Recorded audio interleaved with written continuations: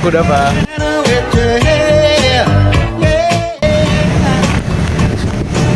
Halo, aku Gagas.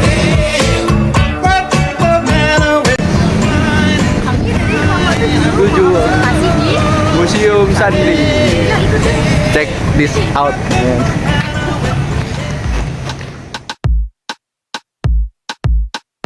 You don't even know me like that. Are you pressed for time? Put you on my mind. Come a little closer like that.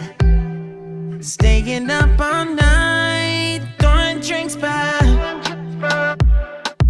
Blue eyes smiling while you're cursing. I admit it's working.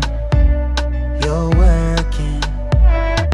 Don't care, you're crazy, it's perfect. Shaky and I'm slurring, 'cause I'm nervous. It's you. It's you. Oh, you. The second I saw you,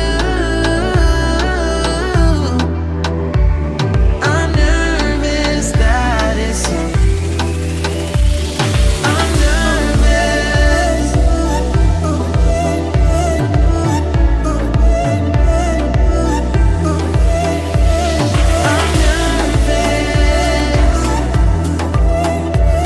I'm nervous that it's you.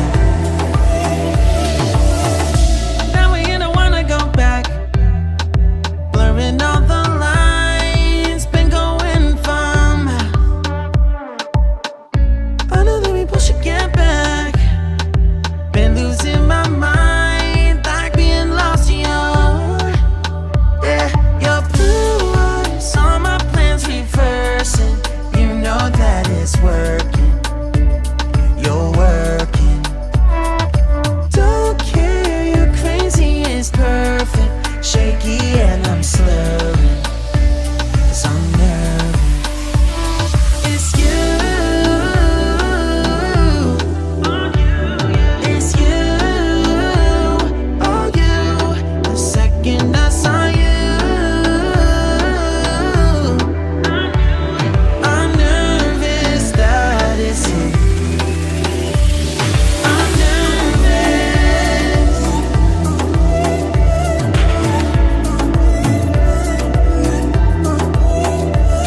I'm nervous. I'm nervous that it's you.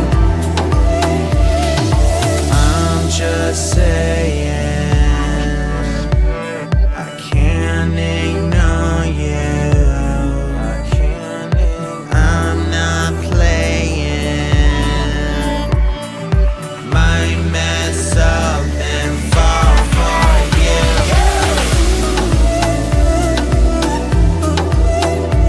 I'm nervous. I'm nervous. I'm nervous that it's you. Oh, you, that it's you.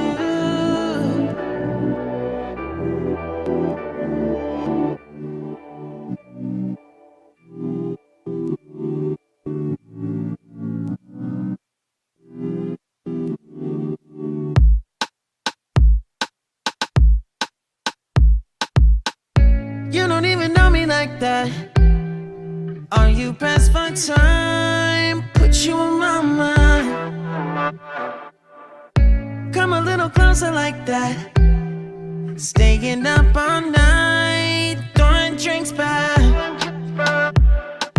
Blue eyes smiling while you're cursing. I admit it's working. You're working. Don't care, you're crazy, it's perfect. Shaky and I'm slurring, 'cause I'm nervous. It's you. It's you. Oh, you. The second I saw you, I'm nervous that it's you. I'm nervous.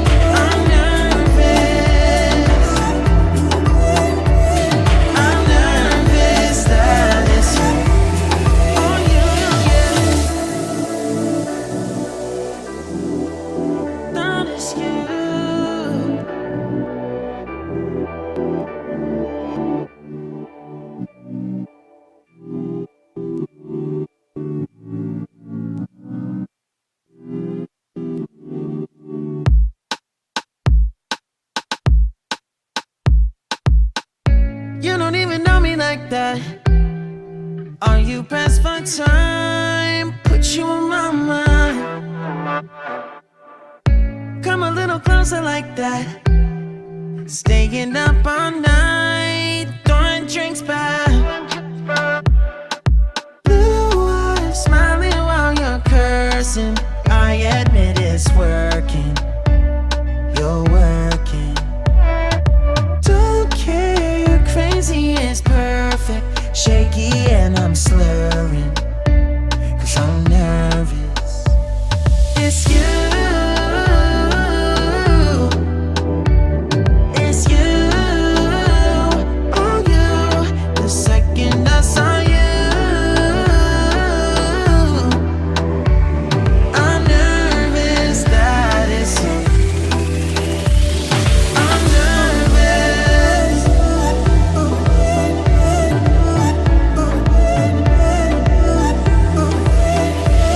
I'm nervous. I'm nervous that it's you. Now we don't wanna go back. Blurring all the lines, been going from. I know that we both should get back. Been losing my mind. Like Assalamualaikum warahmatullahi wabarakatuh. Waalaikumsalam warahmatullahi wabarakatuh. Sebelumnya perkenalkan aku Muhammad Daba Firzi, asal aku dari Bekasi. Ya, Nah, aku di sini menjadi mahasiswa UGM program studi bisnis berjalan wisata.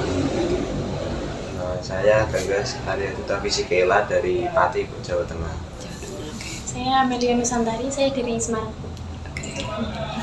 Mungkin saya mengenalin diri dulu ya. Iya. Saya Zuro, saya di sini di Museum Sandi sebagai kurator Museum Sandi. Dan menjadi supervisi di tim 3 bagian humas dan pemasaran museum. Untuk Museum Sandi sendiri tuh latar belakangnya apa aja? Sejarahnya. Kalau Museum Sandi itu kan berdiri berdasarkan prakarsa Sri Sultan Hamengkubuwono ke-10 ya. Ke-10 waktu itu ada kunjungan mahasiswa dari BSSN, mahasiswa Sekolah Tinggi Sandi Negara yang pada saat itu berkunjung ke Yogyakarta dalam rangka karya wisata. Terus dari sana Sri Sultan mengatakan bagaimana kalau di Yogyakarta didirikan Museum Sandi gitu. Nah, hal tersebut disambut baik oleh Kepala Lembaga Sandi Negara pada saat itu, yang kemudian diwujudkan di tahun 2006.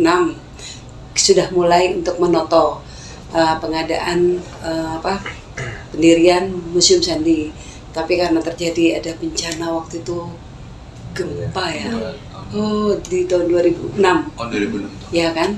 Nah, kemudian di tahun 2028 Museum Sandi baru bisa diresmikan. Tepatnya di tanggal 29 Juli 2008 baru diresmikan. Waktu itu masih ada di Museum Perjuangan. Kita belum sendiri, jadi barengan. Masih gabungan. Kalau Museum Perjuangan itu ada di lantai atas, Museum Sandi ada di lantai bawahnya. Jadi berdua, satu gedung. Terus apa aja sih Bu jenis-jenis yang dipamerin di Museum Sandi ini?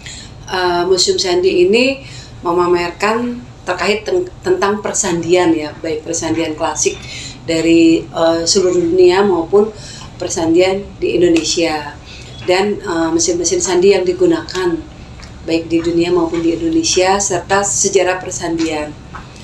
Karena sejarah persandian itu kan tidak ada di buku sejarah. Walaupun kita sudah belajar sejarah juga, tapi cerita tentang persandian tidak pernah ada dalam buku sejarah yang didapatkan oleh anak-anak sekolah, baik dari zaman dulu maupun sampai sekarang. Jadi kalau nggak ada Museum Sandi, kita nggak tahu tuh apa sih kiprahnya persandian terhadap negara Republik Indonesia ini. Gitu. Lagi yang ada tadi.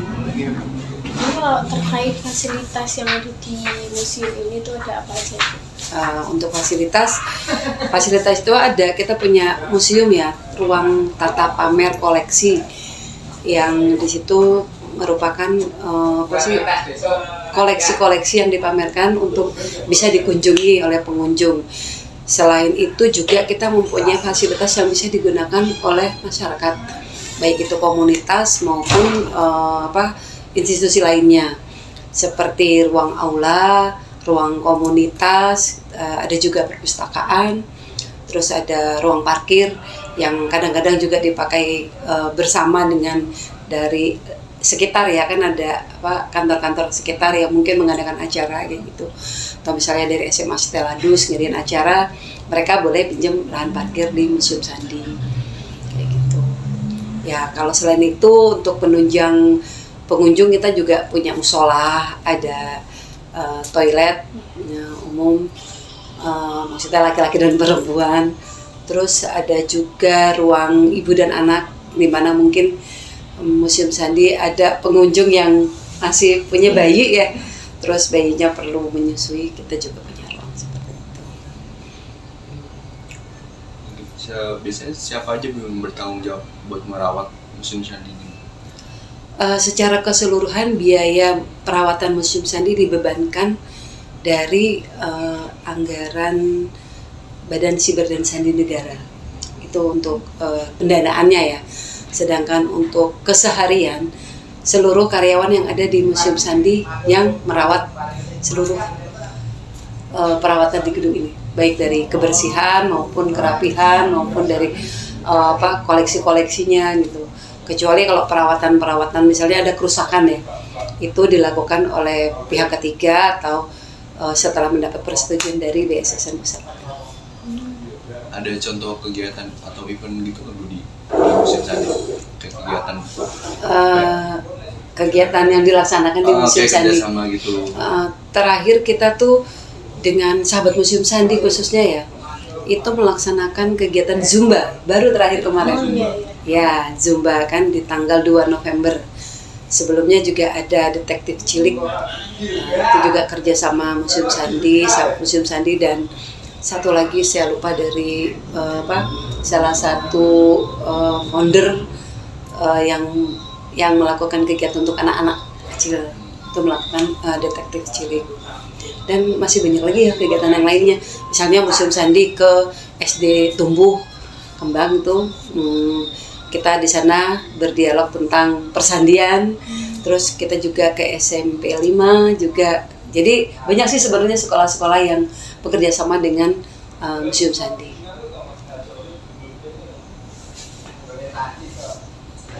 Jadi yang mau ditanyakan? Kalau untuk transportasi atau aksesibilitas buat kesini tuh gimana Bu? Sebenarnya Museum Sandi ini kalau kita lihat dari lokasinya sangat strategis ya. Kalau misalnya mau naik kereta dari misalnya dari luar Jogja gitu kan, kita bisa naik kereta yang turunnya di Lempuyangan, bisa langsung jalan kaki ke sini cuma 5 menit.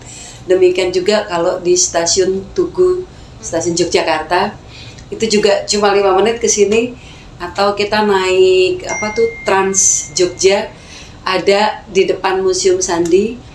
Terus apalagi ada Grab Car, ada Go-Car, ada itu online lah ya, ojek online yang bisa digunakan sampai ke Museum Sandi. Sebetulnya sangat fleksibel untuk sampai ke sini, gampang.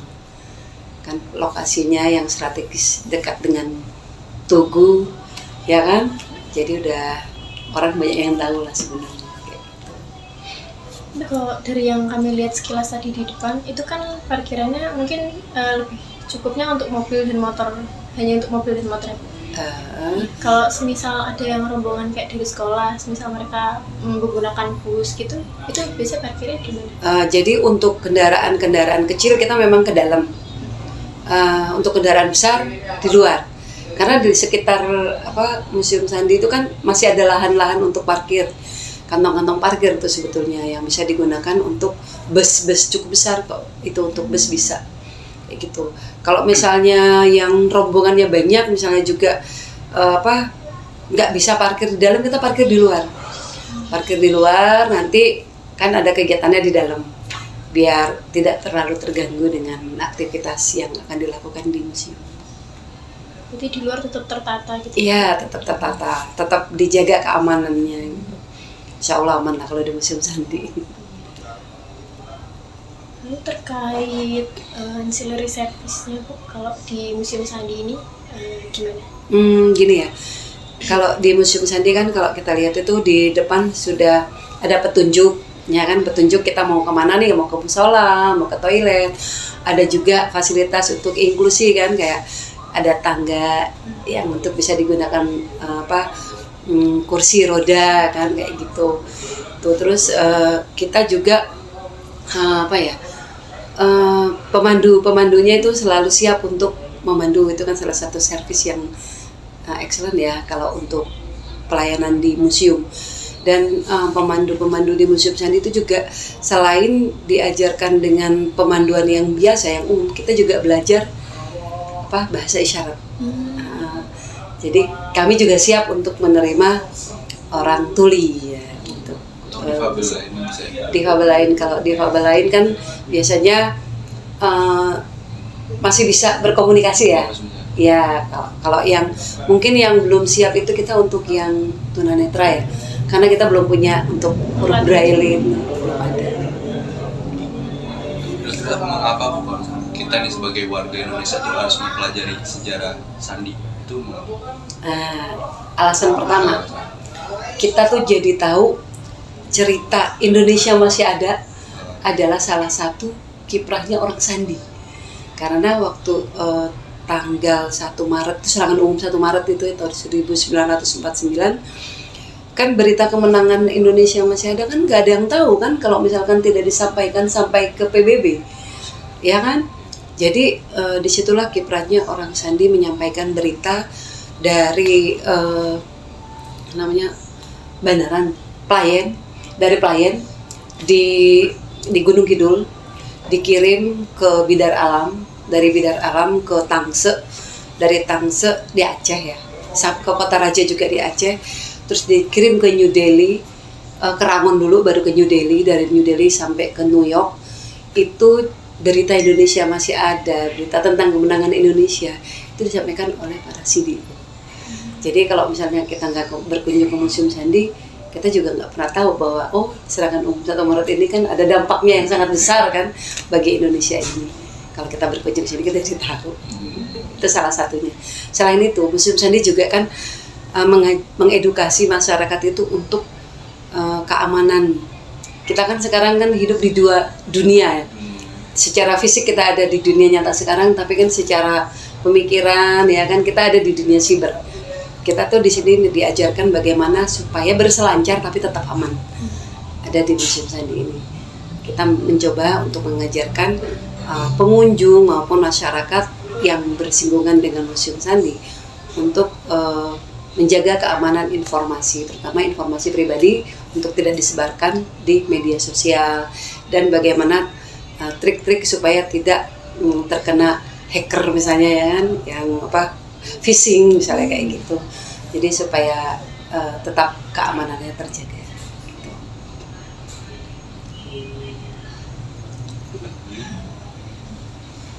Kalau Museum Sandi ini kan HTM-nya 0 ya Bu? Ya, HTM-nya 0. Terus tadi kayak terkait pengelolaan itu dari pemerintah ya, dananya Bu? Ya, dari Badan Siber dan Sandi Negara.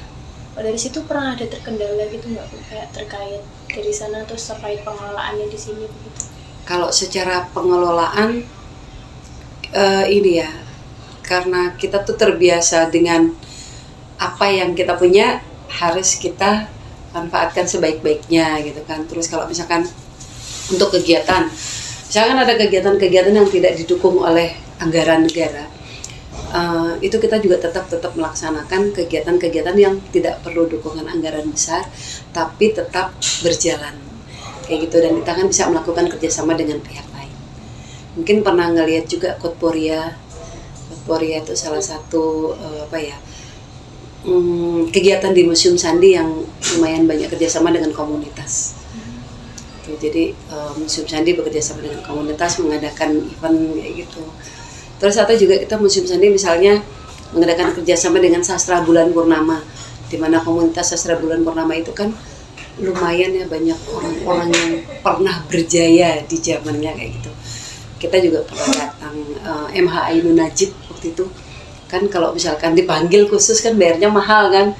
Tapi karena beliau adalah salah satu anggota dari Sastra Bulan Purnama ya free datang ke sini. Kayak gitu, membaca puisi di sini kan enak. Ya bukan karena di sini HTM-nya 0 ya. Apakah ada maksimum pengunjung dari luar atau emang dibatasin itu? Oh enggak. Jadi siapapun boleh datang ke Museum Sandi dengan jumlah sebanyak apapun selama dia melakukan koordinasi. Jadi kan kalau misalkan dalam jumlah di atas 50 lah ya misalnya nggak melakukan koordinasi gitu kan, tahu-tahu ada rombongan lain gitu kan, kita juga agak kewalahan ya. Jadi koordinasi itu sifatnya untuk menata pengunjung supaya tidak terjadi tabrakan. Soalnya misalnya pernah kejadian dulu, tapi itu udah lama sekali, di tahun 2017 ya kalau nggak salah, apa 2016 itu saya lupa. Itu ada 400 pengunjung dari Surabaya dan ada 400 pengunjung dari Solo. Bisa kebayangkan 800 orang ada di Museum Sandi yang cukup mungil ini gitu.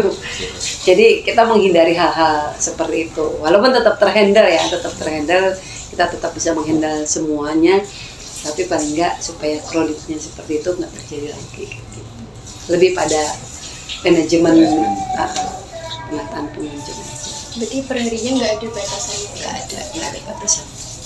Dan ini Museum Sandi juga mendukung ya kegiatan dari Pemkot Yogyakarta untuk pengembangan Kota Baru sebagai destinasi wisata selain Malioboro. Untuk itu kami buka dari jam 9 sampai jam 6 sore di hari Selasa sampai Kamis. Dan dari jam 6 sore sampai jam 9 malam di hari Jumat.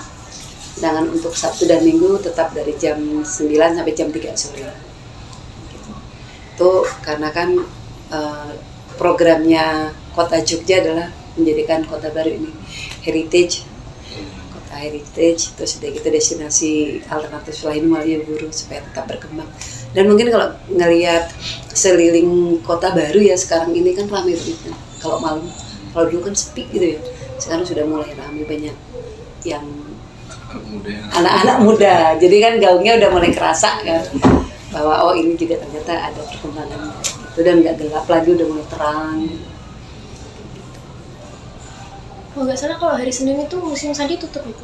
Ya kalau hari Senin tutup dan hampir semua museum tutup di hari Senin karena kan untuk perawatan koleksi, ya, untuk penataan. Jadi kan kalau misalkan ada koleksi yang harus dikonservasi secara intensif lah itu jadi dia lakukan di hari Senin. Senin itu biasa digunakan buat mengurus kayak yang terkait itu tadi. Misal ada yang perlu diurus gitu terkait barang-barang di museum koleksi. Iya, perawatannya. Kalau untuk kebersihan setiap hari kita bersihkan. Cuma kan kadang-kadang kan kita nggak lihat ya mungkin ada sesuatu yang ya perlu lebih dalam lagi. Jadi dilakukan kurasi lah kayak gitu. Itu boleh disentuh-sentuh itu?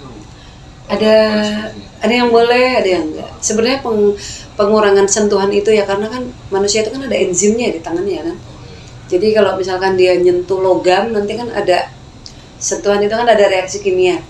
Sedangkan enzimnya kan beda-beda kan antar setiap orang tuh beda-beda.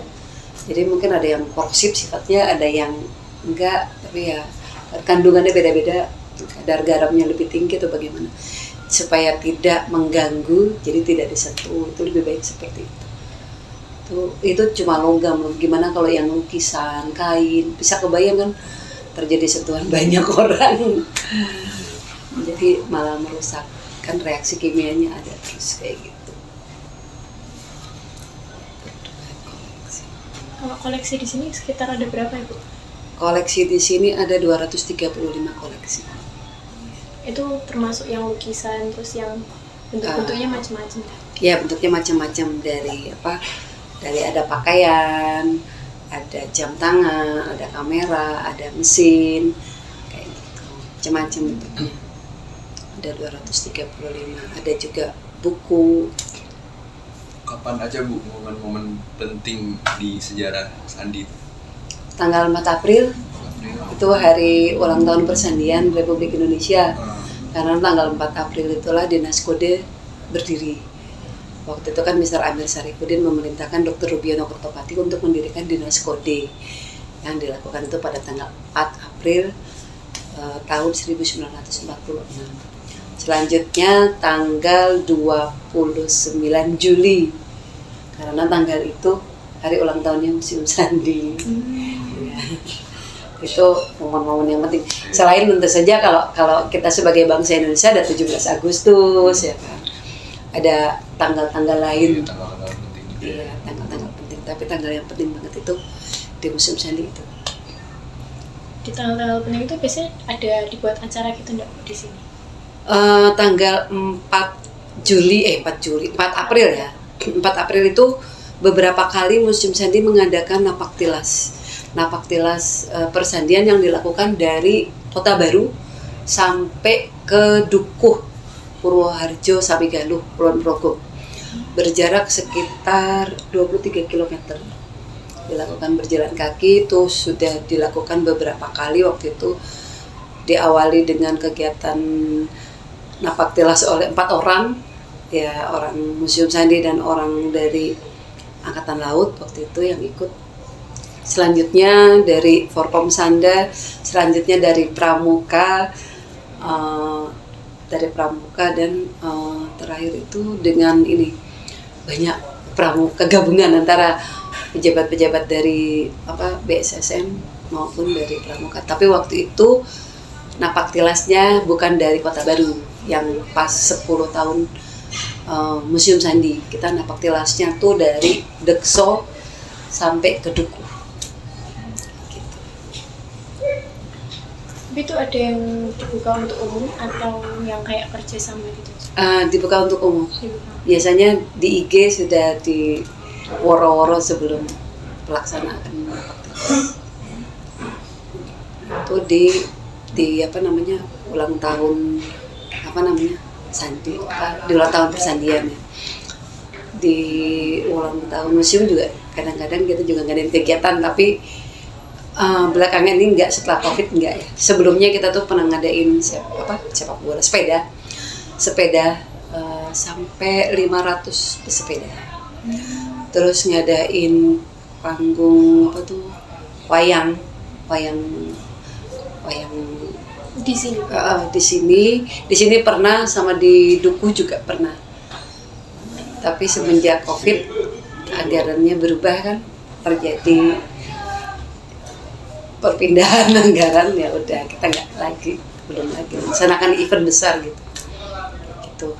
Tapi yang kemarin itu 16 tahun Museum Sandi ada peluncuran buku dari perempuan menulis. Mereka meluncurkan buku tentang museum. Morse judulnya. Morse, bukan museum, Morse. Itu kita ngadain Korporia dan peluncuran buku. Sini total karyawannya ada berapa? Untuk keseluruhan ada 30 orang. Ada PNS-nya sebanyak 6 orang. PNS-nya kepala museum, 2 tenaga teknis,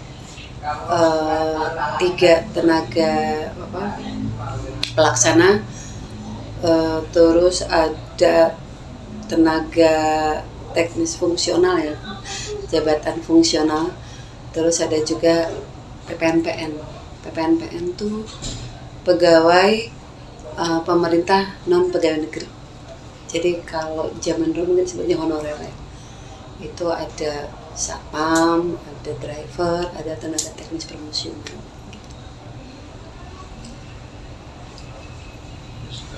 Biasanya siapa aja Bu yang paling yang biasanya pengunjung yang pengen datang ke sini biasanya yang sering bolak-balik gitu? Iya, atau bolak-balik atau yang sering Ibu lihat itu, atau anak-anak remaja, bule. Oh, segmennya. Segmen. Kayaknya di sini tuh lebih banyak ini ya. Pelajar sama mahasiswa. Mahasiswa matematika paling sering. Soalnya kalau sering bolak-balik itu mahasiswa matematika tuh sering banget bolak-balik mereka belajar kriptografi di sini.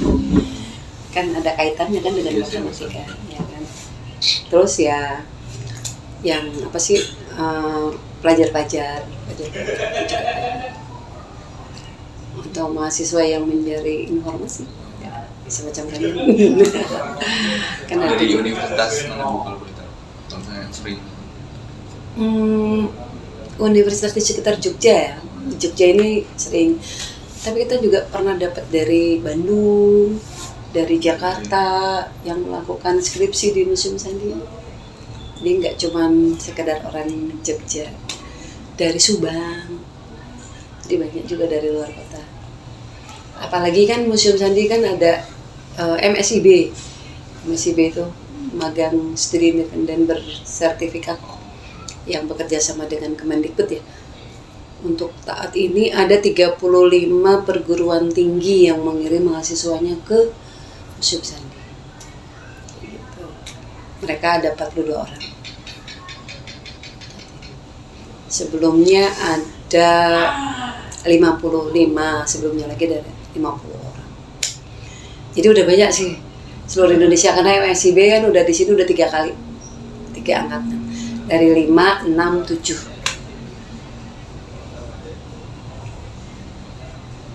Dari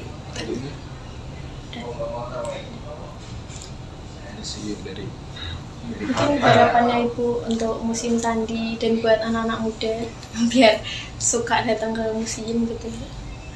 Harapannya dari Sebenarnya kalau harapan saya untuk Museum Sandi ya, Museum Sandi itu harapannya lebih dikenal lagi, baik di di kalangan masyarakat di Jogja maupun di seluruh Indonesia gitu kan.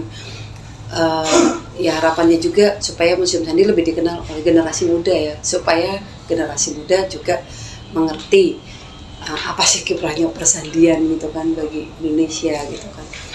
Terus selain itu juga kan Museum Sandi mengajarkan kayak tadi saya bilang ya, mengajarkan budaya, keamanan siber gitu kan. Jadi kan lebih banyak lah orang-orang yang bisa teredukasi dalam hal ini. Kalau untuk mengenai museum ya, harapan saya kepada generasi muda ini, museum itu banyak banget ilmunya gitu loh, banyak banget ilmunya. Siapa yang sering berkunjung ke museum pasti ilmunya lebih banyak, dan kita tuh mengerti banget sejarah negara kita tuh kayak apa gitu ya, terus kekayaan kita zaman dulu tuh kayak gimana gitu kan. Bukan cuma dari segi hartanya ya, maksudnya kalau Indonesia kaya gitu kan udah terkenal ya, karena banyak mengandung mineral alamnya udah banyak banget ya, emas dan segala macam itu. Tapi selain itu juga kebudayaannya ternyata sangat tinggi gitu. Itu yang tidak disadari oleh generasi muda sekarang. Dengan banyak berkunjung ke museum, harapannya kita lebih mengenal siapa diri kita sebenarnya kayak gitu. Kan kalau misalnya lebih bangga dengan K-pop, Korea atau yang Jepang-Jepangan gitu kan. Sebetulnya negeri kita ini kaya banget budayanya gitu, tinggi gitu. Dan itu cuma ada di museum karena begitu banyak ragamnya sehingga nggak bisa dipelajari juga kalau cuma di sekolah kayak gitu. Meskipun kita SD, SMP, SMA, kuliah gitu ya, misalnya di jurusannya sejarah gitu kan, itu belum juga mencakup seluruh pengetahuan yang ada di bumi Nusantara ini, dan itu adanya di museum. Jadi kalau generasi muda mau maju ya belajarlah di museum. Kita bisa merefleksikan masa lalu ke masa sekarang. Jadi belajar dari masa lalu untuk gimana nih refleksinya di masa yang akan datang gitu. Jadi kan kita bisa lihat, ambil intisarinya dari yang dulu diterapkan di masa kini. Itu cuma ada di museum atau di perpustakaan, di arsip. Nah itu 3 tempat itu yang harusnya sering-sering dikunjungi untuk bisa melihat jati diri bangsa kita yang sesungguhnya. Jadi boleh kasih closing statement buat kita, kayak misalkan inovasi dan motivasi apa yang bakal lakukan gitu ke depan. Jadilah diri kalian dengan menggali potensi yang ada di diri kalian gitu kan. Terus untuk itu juga kita harus berpotensi juga, melihat potensi dari negara kita sendiri kan. Caranya ya seperti tadi saya bilang, ke museum lah belajar. Banyak eksplor di luar. Ya, banyak explore, banyak rajin membaca. Jangan nge-game terus ya. Karena untuk saat ini kita itu sedang berperang. Kita tidak berdarah tapi kita kalah. Ya. Pasti udah tahu kan maksudnya kan? Iya, tahu. Kita tidak berdarah tapi kita kalah, itulah yang ada sekarang saat ini. Lagi kan mulai tanya. Mungkin gagas. Saya pengen muter-muter. Boleh. Pengen lihat-lihat. Boleh. Bukan cuma pengen muter-muter, kalian harus berkunjung museum karena gratis.